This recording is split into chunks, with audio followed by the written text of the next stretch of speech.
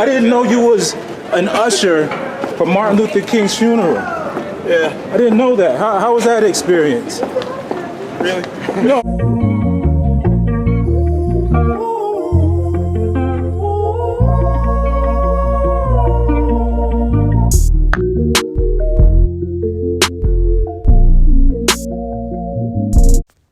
YouTube, what it is, what it ain't. I'm KP. I got an interesting story for y'all. So apparently, legendary actor Samuel Jackson was an usher at Martin Luther King's funeral. Now before we get into it, let's set the stage. It's April of 1968. Martin Luther King plans a trip to Memphis, Tennessee in support of labor workers.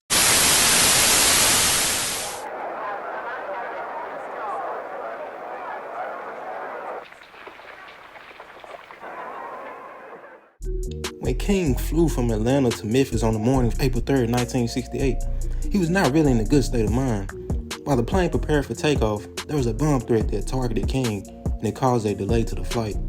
There were dogs brought onto the plane and everyone was told to evacuate, causing the plane to arrive an hour late.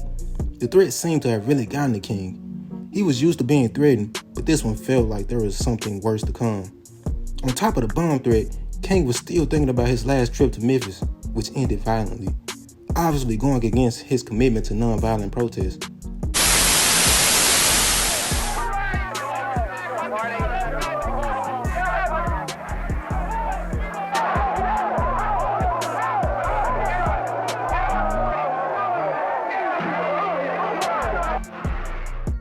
It was even stated by some of King's associates that he was extremely depressed during this time period.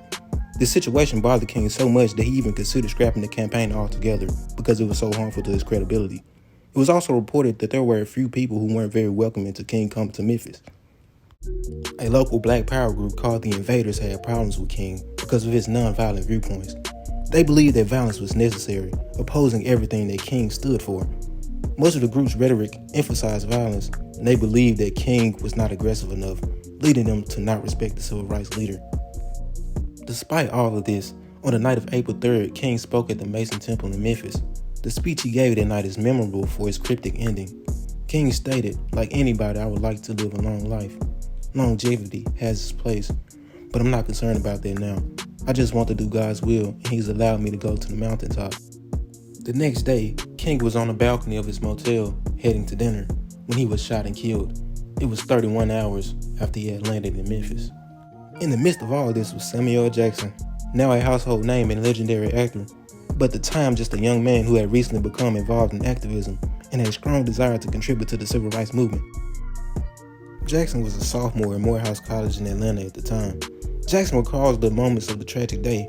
"When I first heard, I was actually in the liquor store buying a quart of beer because it was campus movie night. The cashier said, 'Dr. King got shot.' I said, 'Is he dead?' And he said, 'No, not yet.' So I go on to the movie, and in the middle of it, this guy came in and said that Dr. King was dead and we need to do something about it. Everyone leaves and I can't find my roommate. Come to find out, he's already in the streets tearing and burning everything up." A couple days later, actor Bill Cosby and Robert Cup wanted a few young people to fly with them to Memphis to march with the garbage workers.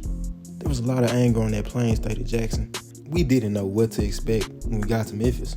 We all thought it was going to be physical, even though the National Guard was there. Cosby was trying to give us instructions on how to carry ourselves since King's dream was being nonviolent." After the strike, the crew flew back the same night and went to Spelman College where Dr. King's body was. The next day was the funeral. They needed volunteers to help people find their way across campus, and Jackson was chosen as one of the ushers. I remember Mahalia Jackson singing. I've been hearing her all my life, so it was great to hear her live. I remember seeing Harry Belafonte and Sidney Poitier. These are people that I never thought I'd see, let alone have a relationship with later in life. The funeral was pretty much a blur. Before college, Jackson hadn't been involved in politics much, consequently because there weren't many civil rights protests in Chattanooga, Tennessee, where he grew up. Jackson stated that his first introduction to politics was around campus from guys who had been to the war in Vietnam, or guys who would get angry at them for loud music and card playing. "You're going to be dead if you don't get into your books, because as soon as your status is wrong, the next thing you know, you will be off to war." Jackson was not familiar with the war at this time, but unfortunately, he soon would be, with the death of his cousin during the war in 1967. Consequently, with the state of the country and the pressure society put on young males to go to war, young people grew increasingly frustrated. I came to a realization that we were being groomed to be something that I didn't want to be. The college administration was rooted in old school things that most students didn't believe in. You would be a great doctor or a lawyer, but Sam was skeptical of that. A lot of the students didn't want to be just another piece in the advancement of America card. There was no student involvement on the board, nor were there any black study classes on campus. It was definitely time for a change. This led to the infamous lock-in that caused Jackson to be kicked out of Morehouse College. We petitioned the Morehouse board to meet with them, but the black people who were around them said, "No way, you can't come in here." Somebody said, "Well, let's lock the door and keep them in there." They had these chains on the walkways to keep us off the grass, so we used those.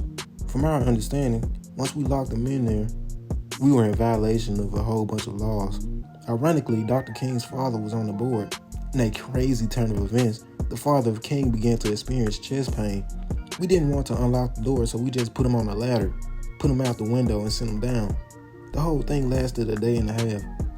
We negotiated that they wouldn't kick us out of school, but when everybody was out for the year, they kicked us out of school.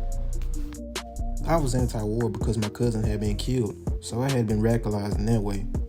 I got caught up and I started to think there would be a rebellion in America. We were buying guns, and that put me on the government's radar. That summer of '69, somebody from the FBI came to my mom's house and said that she should get me out of Atlanta before I am killed. She came to visit and said she was taking me to lunch. I got in the car and she drove me to the airport, and she told me, "Get on this plane, do not get off. I'll talk to you when you get to your aunt's house in LA." And obviously the rest is history. From activist to actor to Oscar nominee. Shout out to Mama Jackson for doing the thing. And who knew Sam wasn't acting this whole time? He can go crazy as hell in real life. Yeah, I just happened to be a student at Morehouse at the time. Right. Hey, man! Hey. When the funeral was on campus, they needed people who knew their way around. I did, so.